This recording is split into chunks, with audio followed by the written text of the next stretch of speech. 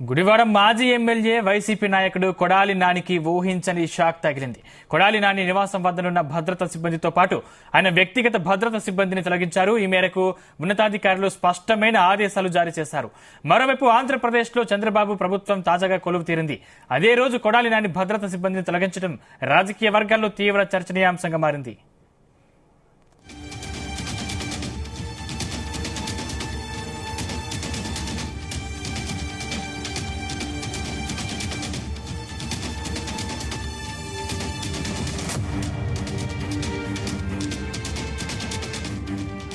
ఇటీవల జరిగిన అసెంబ్లీ ఎన్నికల్లో గుడివాడ టీడీపీ అభ్యర్థి వెడిగండ్ల రాము చేతిలో కొడాలి నాని ఓడిపోయారు. 2009 ఎన్నికల అనంతరం కొడాలి నాని టీడీపీకి రాజీనామా చేసి వైసీపీలో చేరారు. ఇదే అంశానికి సంబంధించిన మరిన్ని పూర్తి డీటెయిల్స్ మా ప్రతినిధి రాజేందర్ అందిస్తారు. రాజేందర్. సందీప్, మాజీ మంత్రి కొడాలి నానికి భద్రత తగ్గించారు. అంటే ఇటీవల కృష్ణా జిల్లా గుడివాడ నుంచి పోటీ చేసి తెలుగుదేశం పార్టీ చేతిలో ఓడిపోయిన కొడాలి నానికి భద్రత అనేది కూడా పూర్తి స్థాయిలో తగ్గించేశారు. అసలు 2+2 ఉన్న గన్మెన్లను కూడా తొలగించేశారు. ఆయన ఇంటి దగ్గర ఉన్న గన్మెన్లను కూడా తొలగించేశారు. ఆయన అంటే వైసీపీ ప్రభుత్వంలో అంటే తెలుగుదేశం పార్టీ నేతలపై గాను అటు చంద్రబాబు పైన కూడా చాలా విమర్శనాలు చేశారు. తర్వాత అంటే ఆయన కోపోద్రిక్తమై చివరకు ఒకానొక టైంలో అదే గుడివాడలోని మరికొందరు టీడీపీ నేతలపై కూడా తిరుగుబాటు చేశారు. ప్రస్తుతం వచ్చేసి వెనిగండ్ల రాము తెలుగుదేశం పార్టీ ఎమ్మెల్యేగా గెలుపొందారు. ఈ నేపథ్యంలో అక్కడ అంటే కొడాలి నానికి అసలు భద్రత కూడా ఉండకూడదని చెప్పేసి కూడా ఆయన పట్టేసి మళ్ళీ ఆయన దగ్గర ఉన్న గన్మెన్లతో పాటు మిగతా వాళ్ళను కూడా ఆయన ఇంటి దగ్గర ఉన్న బందోబస్తును కూడా తొలగించేందుకు కూడా పావులు కదిపారని చెప్పుకోవచ్చు. సందీప్, అంటే మచిలీపట్నంలో కూడా కొడాలి నాని ఇంటిపై రాళ్లదాడి జరిగింది. అంటే టీడీపీ నేతలు రాళ్లదాడి చేశారని ఆరోపిస్తున్నారు. ఎంతవరకు నిజం ఉంది? అంటే రాళ్లదాడి చేసిన విషయం అయితే వాస్తవమే. ఇటు తెలుగుదేశం పార్టీ నేతలు, ఇటు వైసీపీ సంబంధించిన నేతలు అంటే కొడాలి నానికి సంబంధించిన నేతలు కూడా పరస్పరం అనేది రాళ్ల దాడి చేసుకున్నారు. కానీ అక్కడ భద్రత అనేది మాత్రం కొనసాగుతా ఉంది. అంటే మిగతా ఆయనకు ఉన్న గన్మెన్లను కూడా అంటే 2+2 ఉన్న గన్మెన్లను తగ్గించేశారు. అంటే మొత్తం తగ్గించేశారు. దీంతో ఆ వైసీపీలోని గుడివాడకి సంబంధించిన శ్రేణులు ఆందోళన వ్యక్తం చేస్తున్నాయి. అంటే సడన్ గా ఇట్లా భద్రత తగ్గించడం కరెక్ట్ కాదని చెప్పి అటు వైఎస్ఆర్ కాంగ్రెస్ పార్టీకి సంబంధించిన నేతలు కూడా చెప్తున్నారు. సందీప్, అంటే దాడి జరిగిన తర్వాత వైసీపీ నాయకులకు గానీ లేకపోతే కార్యకర్తలకు గానీ కొడాలి నాని అందుబాటులో లేరని చెప్తున్నారు. యాక్చువల్ గా అంటే ఇటీవల 2 రోజుల కిందట వచ్చేసి విజయవాడలోనే ఉన్నాడు కొడాలి నాని. తర్వాత వచ్చేసి హైదరాబాద్ కు వెళ్ళిపోయారని చెప్పి మనకు వచ్చిన క్లియర్ కట్ గా సమాచారం.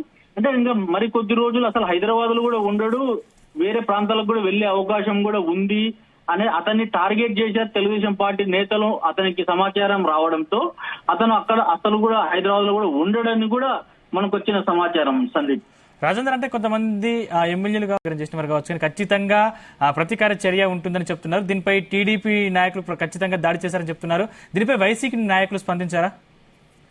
అంటే ఇంతవరకు అంటే ఇవాళ మాజీ ముఖ్యమంత్రి వైఎస్ జగన్మోహన్ రెడ్డి తన క్యాంపు కార్యాలయంలో ఎమ్మెల్సీలతో కూడా సమావేశం నిర్వహించారు.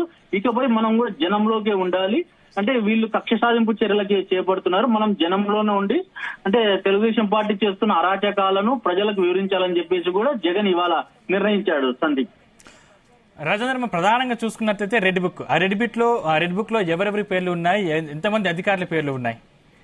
అంటే స్కిల్ డెవలప్మెంట్ స్కామ్ కావచ్చు, తర్వాత అమరావతి టైటిలింగ్ యాక్ట్ కావచ్చు, తర్వాత అలాగే బేవర్జెస్ సంబంధించిన యాక్ట్ సంబంధించిన దాంట్లో కూడా కావచ్చు. ఇప్పటికే ఆల్రెడీ తెలుగుదేశం పార్టీ ఎప్పుడైతే గెలుపొందినప్పటి నుంచి ఆల్రెడీ వైఎస్ఆర్ కాంగ్రెస్ పార్టీకి సంబంధించిన వాళ్ళపైన ఆల్రెడీ అంటే త్వరలోనే రెడ్ బుక్ కూడా విడుదల చేసి అధికారులతో పాటు మాజీ మంత్రులు అలాగే వైఎస్ఆర్ కాంగ్రెస్ పార్టీకి సంబంధించిన ఎమ్మెల్యేల జాతకాలన్నీ కూడా మా దగ్గర ఉన్నాయని చెప్పేసి కూడా మా రెడ్ బుక్ లో ఉన్నాయని చెప్పేసి కూడా స్పష్టంగా చెప్తున్నారు. సందీప్, రాజేంద్ర, అంటే మొదటగా మాత్రం కొడాలి నానినే టార్గెట్ చేసినట్టు చెప్తున్నారు. దీంట్లో ఎంతవరకు నిజం ఉంది? కొడాలి నానితో పాటు వల్లభనేని వంశీ కూడా ఉన్నారు ఇందులో. అలాగే గతంలో ఎవరైతే ఎక్కువగా విమర్శనాస్త్రాలు చేసి చాలా అగౌరవపరిచే విధంగా తెలుగుదేశం పార్టీకి సంబంధించిన వాళ్ళపై మాట్లాడారు, వాళ్ళందరి పేర్లు కూడా రెడ్ బుక్ లో అనేవి క్లియర్ కట్ గా ఉన్నాయి.